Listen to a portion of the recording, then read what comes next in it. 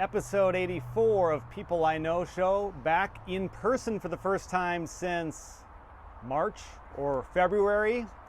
AJ Torfin, my oldest nephew of my three nephews. I have six nieces and nephews. AJ joins me today for the second time on People I Know Show. Welcome back. Yeah, thanks for having me. It's really, I enjoy the experience of being able to talk with my uncle like this. I feel like it's a good bonding experience as well. On the drive over to your house where we're at right now, I listened to our first conversation from almost 2 years ago.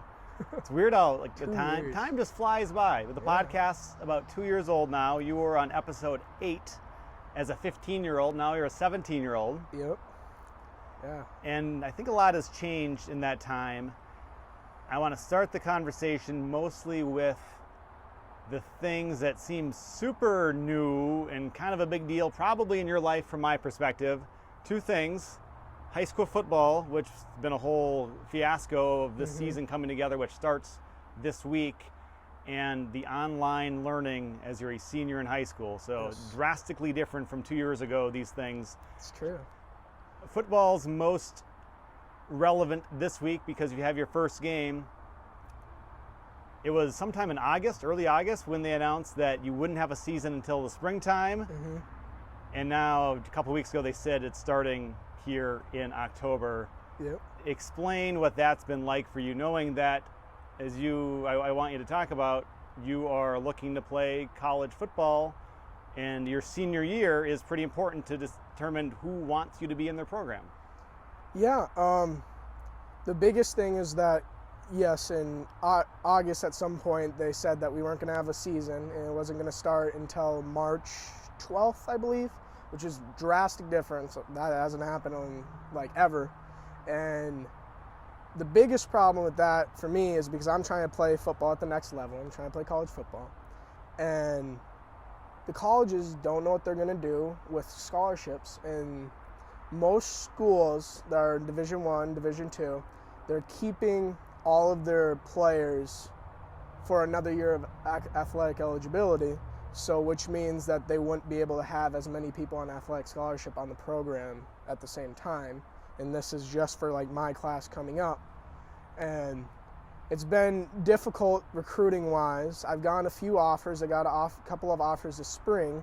I got a Division II offer, but I'm trying to play at the highest level I can, and I'm not really getting the ability to really show people that, especially if the season continued to go until spring, and like we wouldn't have it until spring. But now that we have the ability, and when they came back, it's like September 20th or something, and they came back and they said we're going to have a season October 9th or 10th, and then now we're here October 5th, and now we have the opportunity, and I've been working really hard. And I think what I've done over COVID, I've put in thousands of hours of training, like just mentally preparing myself to be able to give myself a good opportunity. And here it is, 4 days away until the season starts. You say thousands of hours, and immediately I'm struck with either you're exaggerating or you've really been working your butt off. And maybe it's a little bit of both, because thousands seems like I don't know if that's even possible, but explain what you've been doing in these months. Yeah, so I started in January, so pre-COVID. I started to work out with my old high school coach that he was our offensive line coach for 1 year, and he used to play in the NFL. And he used to play for the Chargers for, I believe, 3 years, and played for the Vikings for 4 years. And he had to retire because of a brain, something with a brain issue. And I worked out with him and about 1 to 2 days a week for 6 months. And then I did individual, like just me training myself, if it's at the field, doing footwork, agility, conditioning, technique, or if it's me in the weight room, doing whatever I need to get better there, 6 days a week, no less, except for maybe the one occasion where I have like a vacation for about 2 or 3 hours, 4 hours, maybe 5 hours a day. So that does add up to be a lot of hours, whatever the total is. from your perspective, how much stronger, faster, better do you think you are from doing all of that? Can you even tell yet, only having, I guess, some weeks of practice and not playing your first game?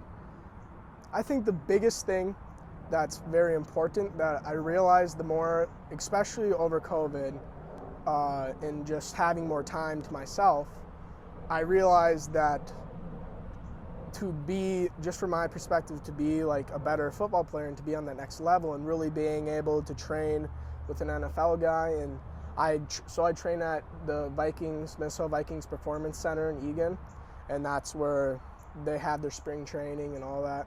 And then they're partnered with a training facility called Training House. And so I go there, so there's lots of college guys in the off season, lots of NFL players in the off season that live in Minnesota or around the metro area that go and train. So I've trained with dozens of NFL and Division I college players. So I got to experience what they're like and what's their mindset. I think the biggest thing that I realized is that it's not about how strong you are. It's not really about how big you are, because those are kind of factors that kind of play a role in just like recruiting and being able to get on the team. But actually playing football, it doesn't really matter like how strong you are, how fast you are, your technique. It's just basically how much you want to like work for it, and how, like, what are you doing in this moment to be better than the person next to you. And it's not just trying to be better than them, but just subconsciously just setting yourself apart from whoever would come in your path, because you got to just be the best person you can be. It sounds like what you're saying is, no matter how strong or fast or how good of shape you're in, that's not the most important thing, because if your mind isn't right, those won't matter as much. But if your mind is in the right place, then all those aspects can really stand out. Yeah, of course, size, strength, and like ability like helps a little, but two of those things you can increase just no matter how much you want. Like, and you can increase size, like muscular like size, but you can't like increase like your height or how long your legs are, how long your arms are. But two of those things you can do whatever you can be as good as you want to be with that, as long as you put the work in. So you think you've gained the most mentally, even though I know you're bigger, like bulkier, stronger. Mentally, you think you've grown more? I definitely believe that I've grown mentally more. And that's the biggest thing, and that I've learned, that playing football is just, and really in anything in life, if you're like trying to give a speech or anything, it's just your mind's is what's going to hold you back from your ability to be able to actually do what you're able to do. So if I'm able to go up and run a 40-yard dash in how many seconds, like physically, but then my mind's like, oh, maybe I'm slow today, like, oh, maybe my leg hurts a little, then like you're not gonna have confidence in yourself to be able to perform to your actual ability, and you're gonna hold yourself back if your mind's not right. And I think that's the biggest thing I gained, is with being in the presence of a bunch of really successful people in the field. Then I've learned their mindsets, and I feel like that's the most prevalent thing that they had to share with me. This will help you. I'm confident of that. But I'm wondering, you have 6 games, maybe more if your school makes the postseason tournament, a couple more possible games. What you put on game film, and I'd imagine like scouts aren't going to be at the games this year. They've got to just watch film only. That's my hunch, but maybe you know more than me on that. They're not going to be able to see inside your mind watching the film on the computer. Eventually, hopefully, if they talk to you, get to know you, and learn some of that. But ultimately, your future college opportunities are going to be based on a few snippets of what you're able to do with your size and speed against the other competition. Is that not right? Yeah, but the thing is that is the most is, are you going to be able to do so just for example, if I can get 3, 4, 5 really good plays in a game, just from my ability, just being able to just my natural ability or what I've worked with, just strength, like height, agility, being able to get those plays, rather than if a scout's really recruiting you, and I've learned this from talking with a couple coaches, they don't want to see your highlight film. They want to see your whole game film. They want to see each and every play. They don't want to see you just when your highlights are. I think that's where the mindset, the mentality goes in. So every single play, you need to like do what you need to do, and you need to do the best you can and not allow yourself to hold yourself back just for if you're tired, if you just don't have the confidence. Say there's like 4-star defensive end on the other side, like what are you going to do? Are you going to lose confidence in that? Is the coach going to watch your game film and see like, oh, you had this really good play on your highlight, but he goes and watch your game film and oh, like you just back down against like a really good defensive end, then it changes. Because that's what I've talked to coaches, and that's what they really look at. They look at people's game films and for the whole game, and they'll watch the whole game if they're really interested, and they don't really care as much about the highlights. This is your third year at the varsity level, if my memory serves me correct. You played as a sophomore and a junior, and you were a big kid then, bigger now, mentally stronger than ever. And I wonder, I know in some of these first couple years watching you play your high school games that there are some other really big dudes on the other side of the line. I'd imagine you've caught up or surpassed some of them in size. Do you think the other players on average, or even the top tier ones, are in the right space mentally to succeed the way that you seem to think that you are? Yeah, I can't tell. I can't really speak for it. I can't really know. If I had a conversation, I'm sure I could be able to figure out where they are mentally, but I can't do that during the game. But really, the thing is that I know that I can beat him.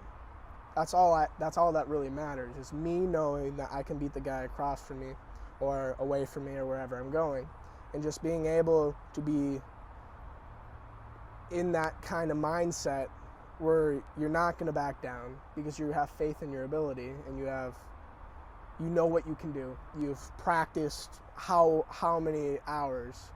You've practiced all that. You know all these things. Then you just need to be able to put it on the field and put it on that film or put it on whatever you need to be able to show that. And I think that I'm really excited to play Friday because I've always worked very hard through like the off season, like training. I've never worked this hard, like not even close, because it's just such like a different thing I put my body through. So I'm really excited to see where I'm going to be at and being able to show that. Do you think that because you had this intention to play this fall and then it appeared that you wouldn't play until the spring, and now on fairly quick measure you're playing again this fall, that's done something inside you, the way that you're preparing in these final weeks and final days? Is there something about just the uncertainty and the changing that leaves you feeling a certain way?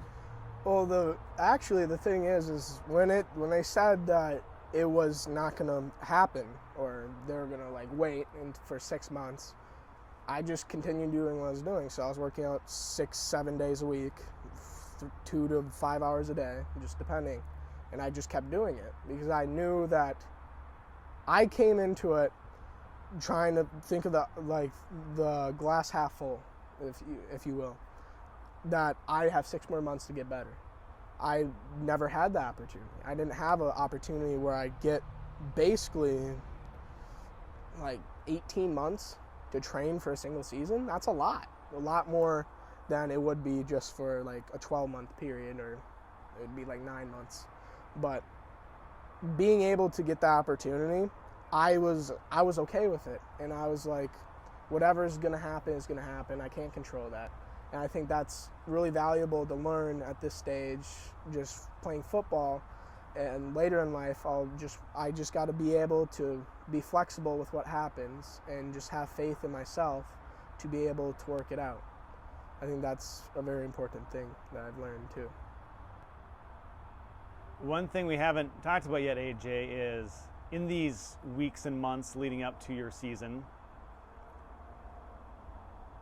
you somehow, explain how, you've been somewhat, it seems like the Twin Cities news spokesperson of high school football inadvertently, as you've been on the local CBS station 3 or 4 different days, at least 3, and also I think on the local Fox station.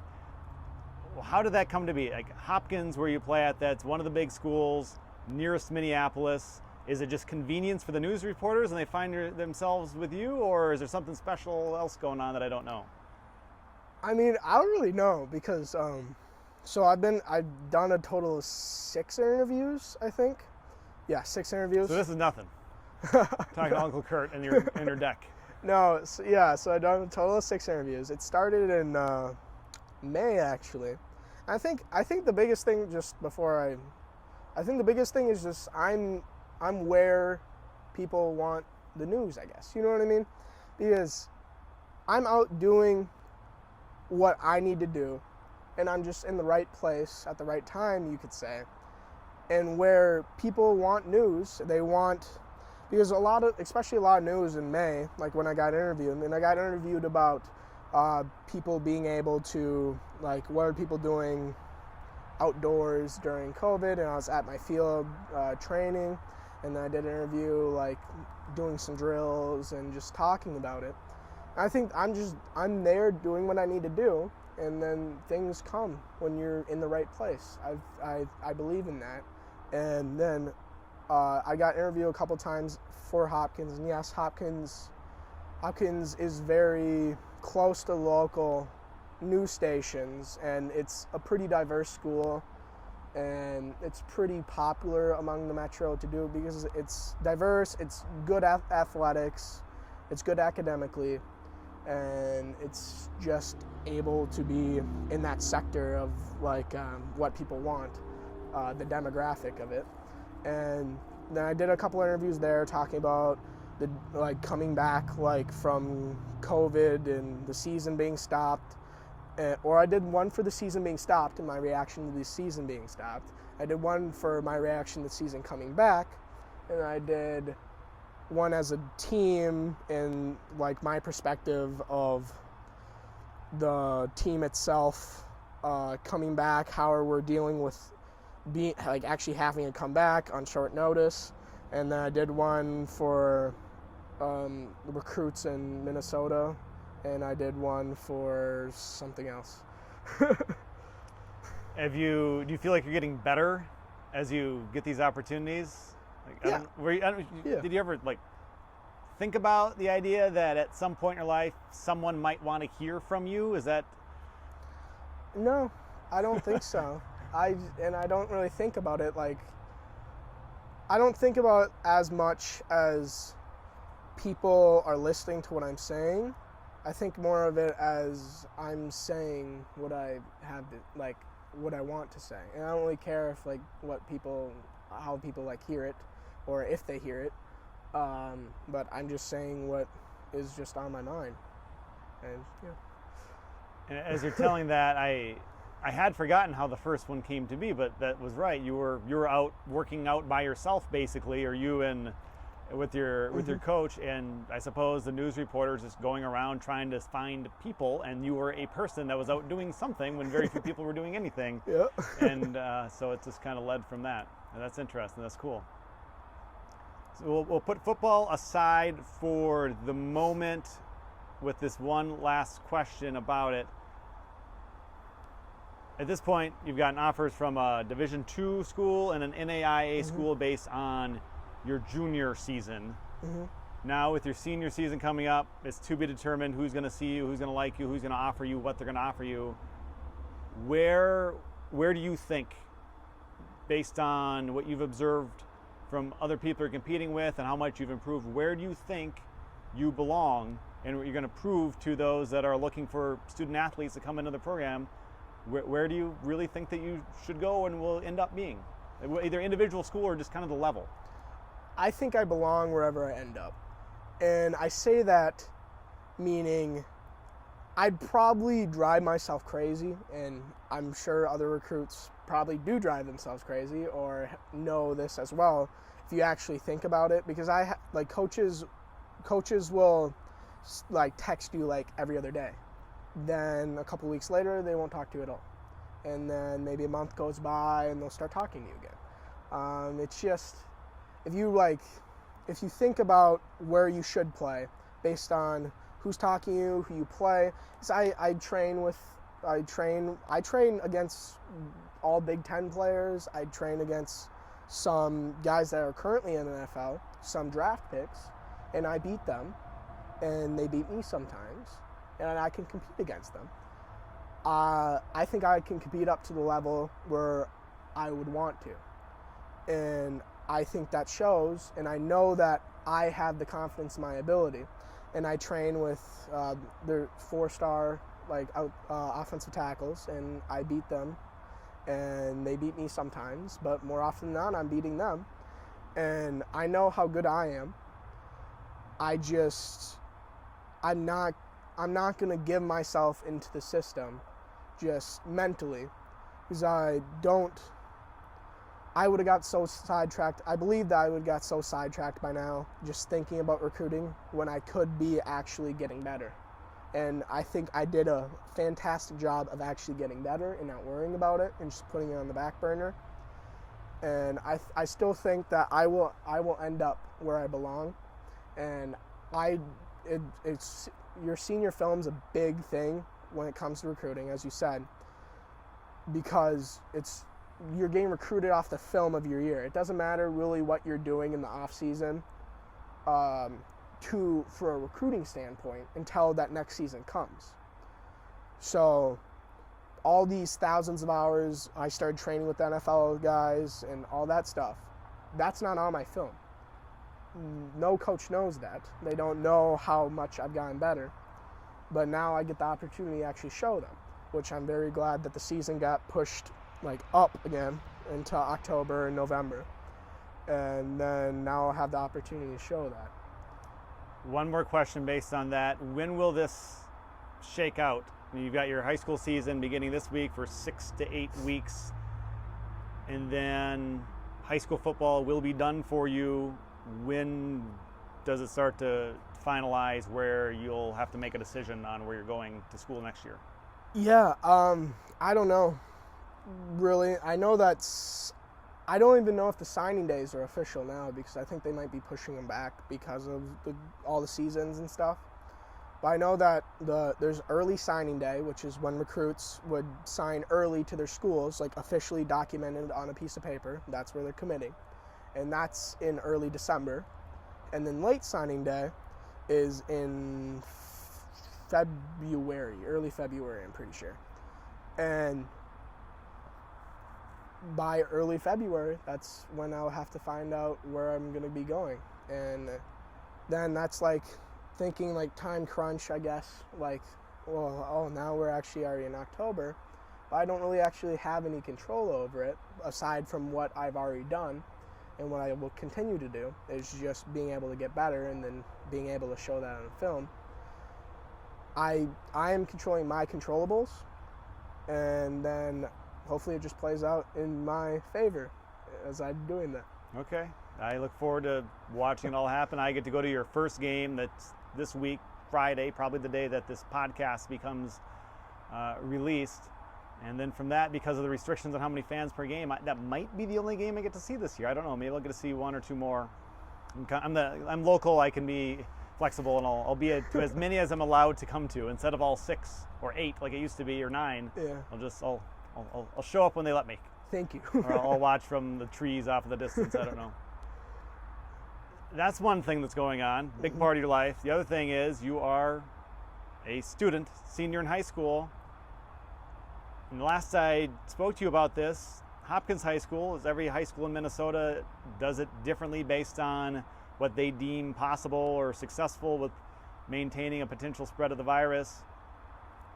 You aren't going to school, you're online every day? We're fully online. There's no speaking of us ever moving off of online yet. It's assumed that we will by next semester, we will be in school, at least partially. They said that they don't expect us to ever get back into school, like, for the rest of the year. I shouldn't say ever, but for the rest of the whole year until June, whenever. They don't expect us to be fully in school. And they haven't spoke of when they'd actually talk about coming back yet. But I think they're preparing at least. But yeah, we're fully online. All my classes are online. It's really weird schedule. And we can talk more about that if you would like. So to clarify, you're saying by next semester, possible that some students some days will be there, but no chance that everyone will be there this school year. Like, yeah. It won't be And back. every There'll be day. no normal. Yeah, no. This year, it's going to normal. be at least partially or fully online for your entire senior year. That's what they said. Okay, so explain to me what a school day is like. I remember going to school back in the day. I'd show up to the building, like last minute, the bell would ring. I'd go in there. You sit in your class. I think that's been normal for many years. When would I show up? Yeah. Oh, I'm always the last minute guy. There used to be like two bells. Maybe it was 8:20 and 8:25 were the bells, and I would be getting into school at, I don't know, 8:18 and be in class just in time. That's how I operate. It's probably not the best, but that's who I am, or at least who I have been. I'd imagine school used to be like that somewhat for you. Mm-hmm. Now, what is it like? What's your day like? Okay, so I wake up early in the mornings, so I'm usually up by like 6. Are you still working out in your home gym, which is in the garage? Yes, Okay.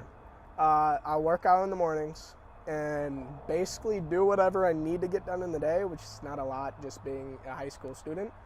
But the one thing that I like to do is work out before I go to practice, so I work out in the mornings. I usually eat breakfast, depending on what I'm trying to do for my body during that day. So our classes, would you like to guess when our classes start? I don't know. I have no idea what's going on. So our classes start at 11:30. Your first class today is 11:30. Why? 11:30. I don't know. Huh? And Okay. our final class is 2:30. You have 3 hours of actually actively. Kind of. We have 3 scheduled hours of Okay. actual, but most of my classes, I'm not in there for we go on like a Google Meet or Zoom. We go on that, and we're in there for about 15, maybe 20 minutes of the 60-minute class, or 45, whatever it is. Just a little portion, they talk. If you have questions, then you basically are learning on your own. But they'll teach you what you need to learn, but it's a lot more independent learning, and then you got to do what you need to do to get out of it. I kind of like it and I kind of don't. I like the fact of not being in school that much, because I'm sure, like, if you were still in school and you're like 3-hour school days, like, let's do this. But so I like that, and I get all my work done. I do most of my work as they speak in class. So it's I don't know. Which means you're not paying attention? Yeah, probably. It's different learning. The curriculum that they have set up is not it's not really you needing for them to talk to you. You know what I mean? It's really individualized learning and learning on your own, being able to go on the computer, like, figure out stuff by yourself. I think I'm good at that naturally. I'm good. That's how I learn, is just being able to do it myself, and then learning from, like, my mistakes, like, looking back at the key that they have, like, looking back, oh yeah, so I did that wrong, oh, this is why I did it wrong. That's kind of how I learn. Some people aren't like that, and if you're not like that and you really like the teacher explaining it to you, then you're probably struggling right now. But that's not how I do. That's not how I learn, so I'm doing pretty good, but it's very different. It's really like something you didn't think of. You kind of always, like, dream that school would be shorter and you'd probably start at 11:30, but like it's not as glorified as you might have thought. One thing that I realized when my schooling days were coming to a close, I didn't realize it till this final semester of my junior year at St. Cloud State University is the main focus of school should be to learn. But for most of my schooling years, it was to get good grades. Mm-hmm. Getting good grades and learning are two totally different things. At least they were for me. They're different. So this year, and I think maybe previous years, you can tie it back into that. Are you learning more, just knowing that you're kind of on your own? Learning less? Grades better? Grades worse? How does that play in when you've got so much independent time? I'm pretty sure it's 1,000% getting good grades and not learning. Even more so than ever. More so than ever. It's more studying, and you're not retaining any knowledge because you're not there. You're not in a setting to learn. You need the ability to be able to put yourself in a situation with somebody to learn from them. And online, it's really hard to learn from somebody when you're not there to be able to actually have a conversation. Like it's cute and all to like type in like your questions like on the keyboard and they'll answer it, but then like you're not like really like face to face like learning with somebody. And I think that's the biggest thing. And I think the other thing is that you need to like are they really trying to have us like learn with giving us like 3 hours of school, or are they just trying to get through the day at that point? And I don't think that they're really set it up to be able to allow people to learn with like 15 minutes to 45-minute class periods. Is it set up way easier than before, just enough so that you can get done what they tell you to do so you can get a grade? Yes. But not set up to learn. You don't think it's set up to learn. And No. Would you think others would agree on this? The teachers would agree? I mean, it's hard on everybody, obviously. I can't speak for other people. I know you can't, but based on conversations and perceiving people's reactions. I'm pretty sure almost all like the students that I would talk to would probably say the same. I don't know what the teachers would say. I don't know what the principal would say. Principal would probably have a very different opinion because that's the person that's doing it.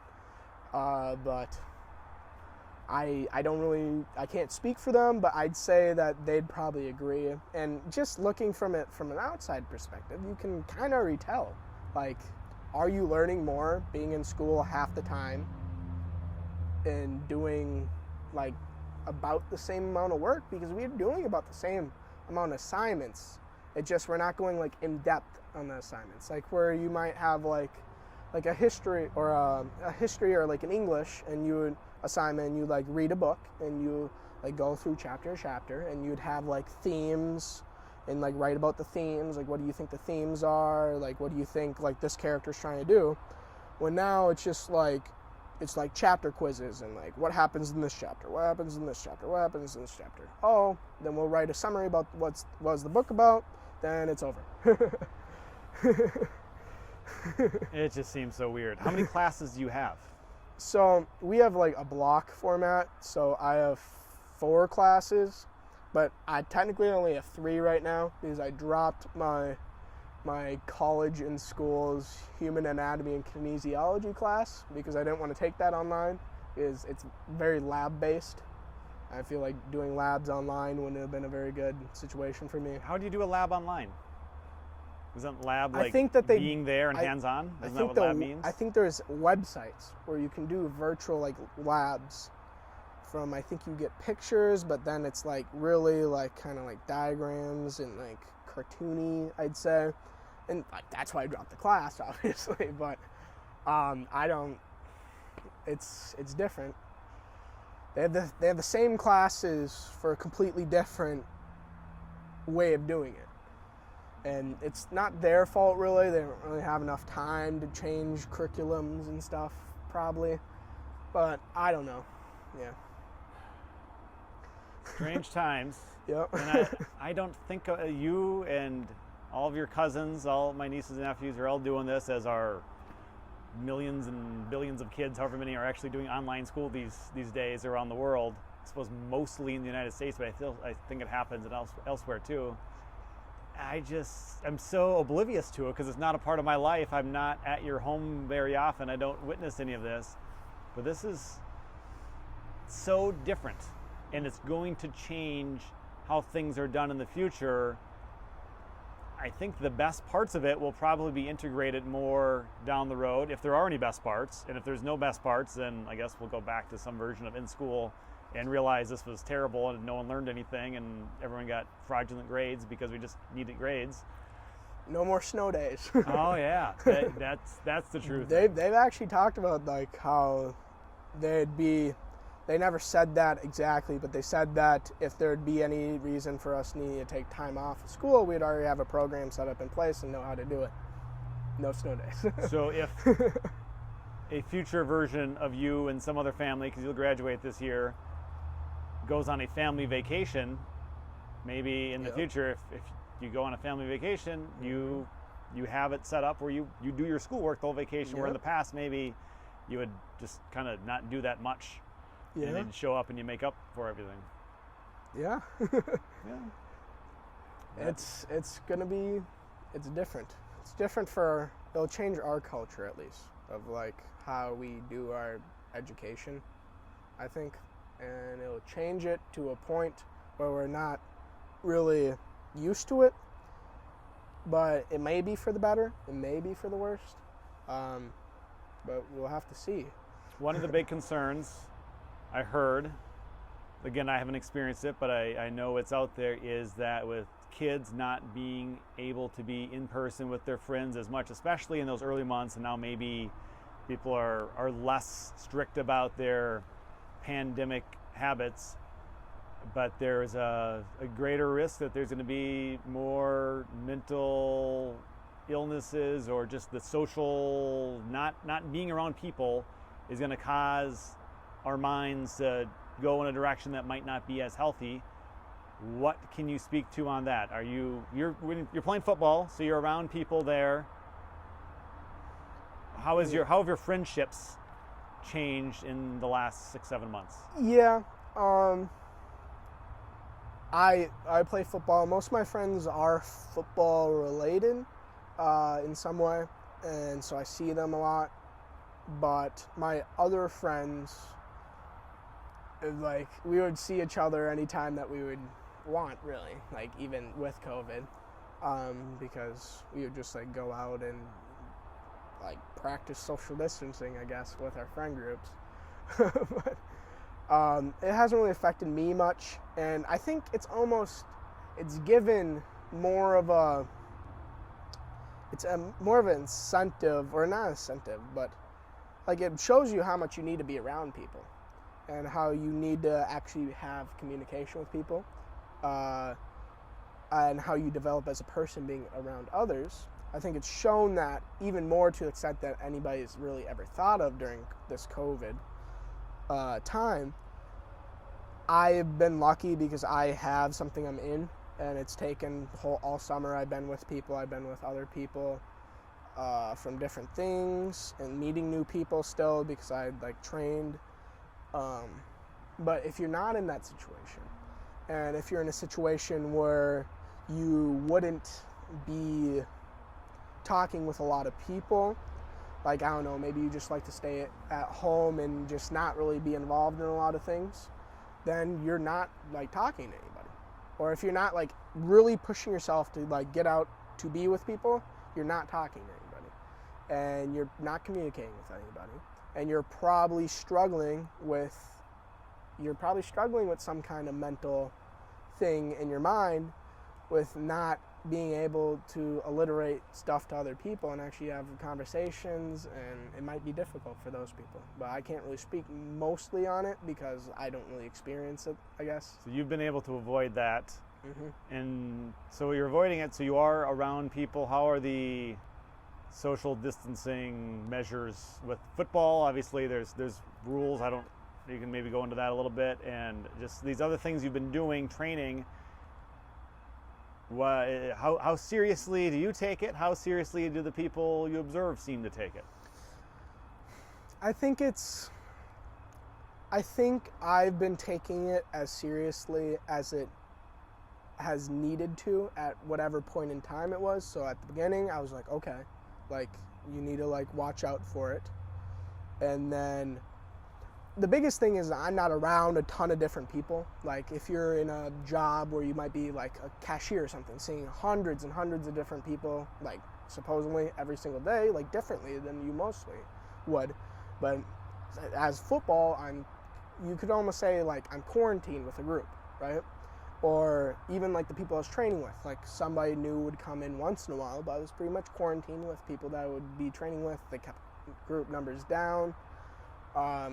And then in football, yeah, we'll keep our distance. But like at this point, I'm sure like any doctor that specializes in COVID research would probably be like, would think that I'm probably right in the assumption that I'm with all these people all the time. And like there's nothing you can really do if you're just having to have that contact with people like football. Yeah, we're going to find out soon. I suppose they're playing football at different levels and in other states, so it seems not to be a huge issue. The NFL recently, with the Tennessee Titans with a bunch of cases, but the virus doesn't seem to be spreading too wildly. And of course, they test all the time. I can't imagine there's a ton of testing going on unless someone has a lot of symptoms at your level. But I suppose there is the risk that there's some outbreak on some school in this state or something where your season doesn't get completed. I mean, is that something that's talked about, that you're aware of? I don't think it's that likely, but it seems like you never know what's going to happen or change.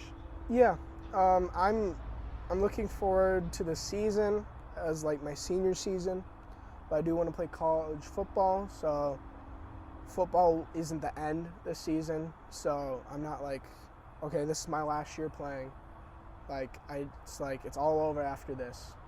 So I have the mindset, okay, we play as many games as we can, and whatever happens because of that. And for me, for getting film out to colleges, all I need is one game. That's the mindset I have. I'm confident in my ability to be able to play football itself. And all I need is one game to show what I have. And then the more games, the merrier. I get better plays on my highlights. Mm-hmm. But it is what it is. Okay. In that sense. Yeah, it's a strange world, and those two dynamics, and I think there's more we could talk about, but I'm going to bring the conversation towards a close. Going back to our first conversation for episode 8 a couple years ago, we talked about technology. So now there's more technology with your online classes, but you spoke about like your video game habits, and I think related a little bit to our phone habits. How at this point, a couple years later, I know you had ambitions to do better at that. How consumed are you by video games or TV or your phone in 2020? So, well, my sister was still here during COVID and stuff. I literally gave her my Xbox. Like, here you go, you can watch Netflix on my Xbox, because I didn't play video games. Okay. And I think I play a little now, more when COVID started. I had more time. But it's not a problem by any means. Maybe like an hour or two a week, maybe. Which probably is how much you should. But for TV and just like, I don't know, like YouTube, like Netflix, like not really a ton, surprisingly. No more than I would have, not COVID.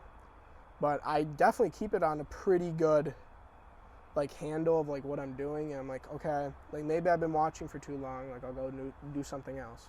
I'm much more mature about it, I'd say is a good word to use. And I train a lot, obviously, we've talked about it.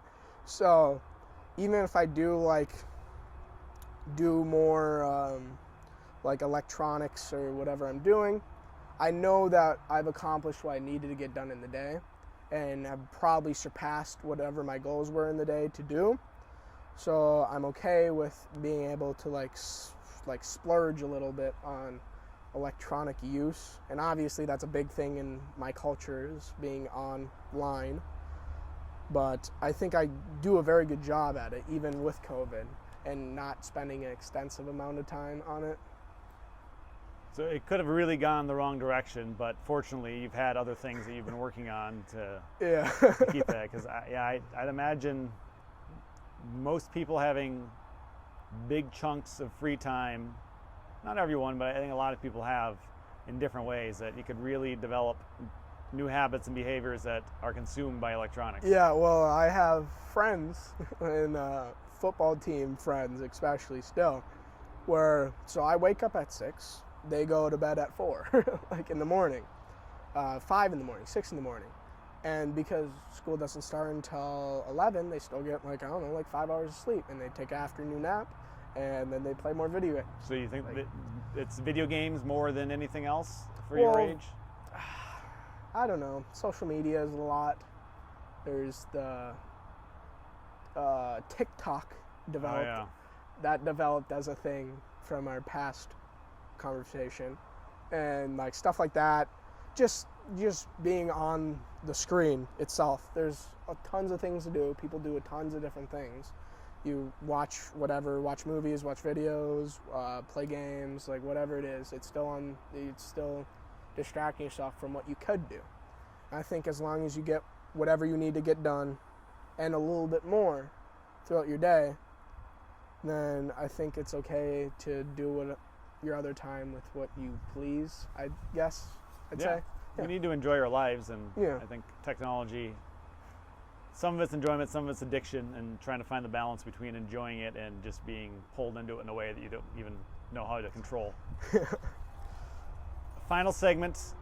These days, my final segment is the personal growth segment. I know you've gone through a lot in a couple years since we had our first podcast conversation. When I bring up personal growth now in the fall of 2020, what really sticks out? Maybe it's something you've touched on already, maybe it's something else. Personal growth for AJ Torfin, what could you share now that might be helpful to someone, perhaps of any age, but maybe someone in your age group that you really think you're doing well at, that others might be able to improve at? Well, I've had a recent development, you can say, and just my way of thinking. And I'm a person that likes to, I wouldn't say kind of overanalyze stuff, just beyond like what you need to probably do. But I'm like, why? Like, why do we do this?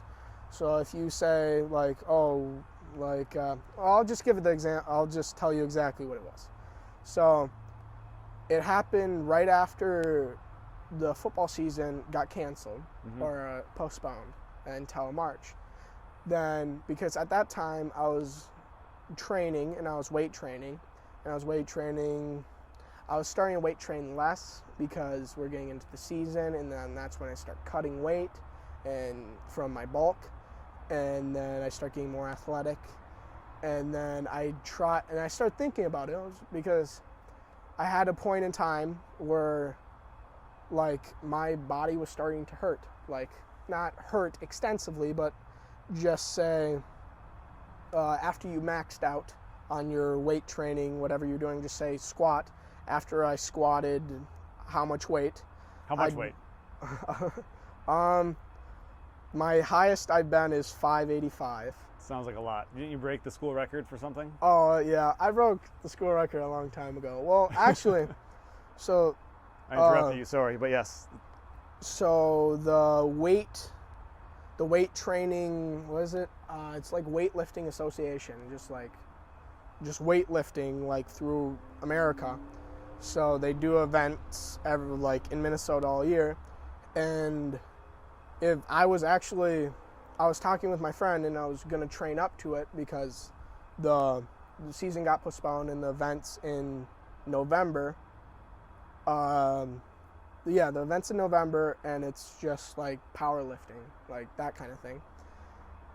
And I was gonna do it to break the state record for the association state record. So like it's like powerlifting association. It's like the biggest one in the country or whatever for powerlifters, and the state record for my age group.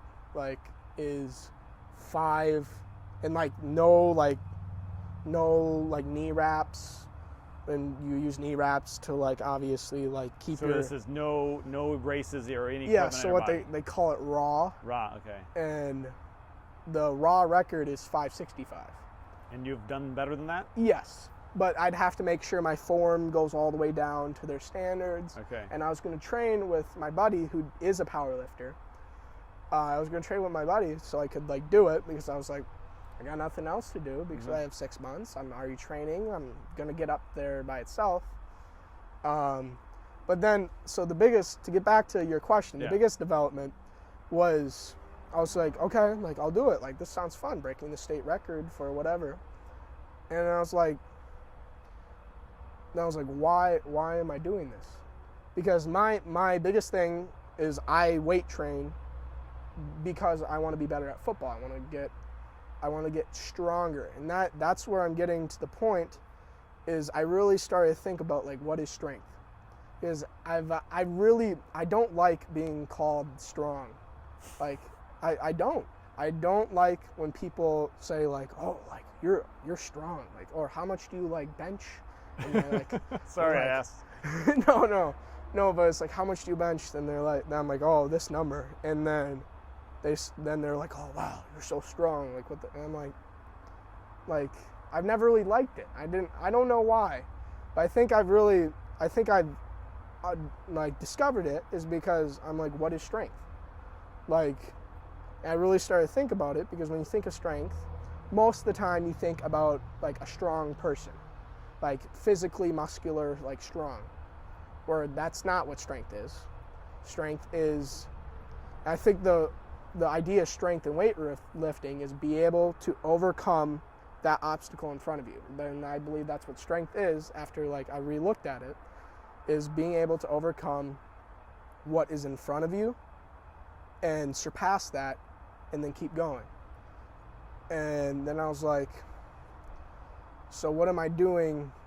Why am I trying to exude or like almost like flourish like my ego by just keep lifting more and more, especially when my body, like I was getting more sore, like it'd take more days to recover. And then that's not helping my football, like taking more toll on my body. So I was like, why am I doing this? Like, am I really, like, am I trying to just am I trying to get stronger? Because if I'm trying to actually get stronger by definition now, it's just to beat the obstacle in front of you. I don't need to lift 600 pounds to, like, beat that obstacle in front of me. That obstacle could be different things. It could be lifting 300 pounds for more reps. You know what I mean? Yeah. And then that would help a lot more than trying to max up and keep going in weight, is by getting more reps. And you know that if you like train at all for any athletics. Barely. And that's one of the big things I developed. And then I stopped lifting that heavy because it was too hard on my body. And so I started lifting lighter for more reps. So it's still kind of the same. It's challenging my muscles still, just not putting too much stress on my And now you don't hurt as bad or at all? Not nearly as much. And it probably, even like a month more, 2 months more, 3 months more, it'd probably develop more issues. And especially if I did it throughout college, like imagine where my body would be at. I'd probably, knock on wood, but I don't particularly get injured a lot, because I do take very good care of my body. I stretch a lot. I stay hydrated. But that's not helping my case in trying to get better at football, is continued to like keep trying to lift more. So I think that a big thing that I figured out, going back to your thing, is just what is strength. And then I think the biggest thing that you can do is think about things from a deeper perspective. And whatever you're doing in life, like what is being a good like speaker? It's not actually being able to speak proudly and exert yourself in that way, but it's being able to connect with people, in my opinion. It's being able to actually connect with people. And I think that looking into things in a deeper level help you a lot more to understand each other better, and then that'll make you a better person. It'll make you more confident. It'll make you better at communication with others, and to get you more of a life that you want to live. Why do we do the things that we do? And the reason that maybe we started it some time ago and went down a path maybe isn't the right reason anymore. So we need to reevaluate these things as often as we can, just to make sure we're not going a little too far down a path that doesn't serve us or really serve anybody.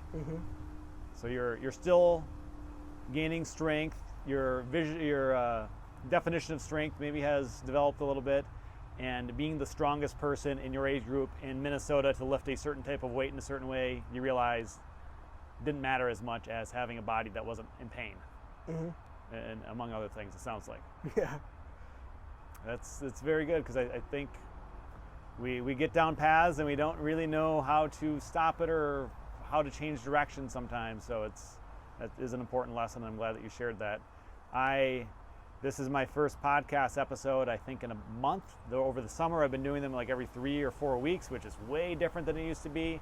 And I don't know what's going to happen specifically in the future, but I realize slowing down is okay for me right now, so that when I have a conversation like this, it's something I think is meaningful, and it's meaningful to me and you, I think, to have this now captured. And the fact that we can share anything that someone else might be able to take in and find valuable or entertaining, I think is just a service back to other people in the world. So I thank you for joining me again today, AJ. Yeah, thank you for having me. I really appreciate it. And I will see you Friday and watch the game and really see if I can notice different, like how much better you are. So I'm looking forward to that. And this is on video, been on video. And we've kept some distance outside. We're gonna stand up here I want to see how not strong you are. You don't want to focus. I want to stand up, because this is a moment in time now where I'm 37, you're 17, 20 years old. So we're about the same size, not really. A little bit. I've actually lost 23 pounds since a month ago. For cutting, trying to get lighter for football, and I could be in more shape. We should stand back just in case it's not captured on the video. And it's dark. It's been weird. Anyhow, thanks for doing this. Yeah, thank you. We'll chat soon. Yes, sir.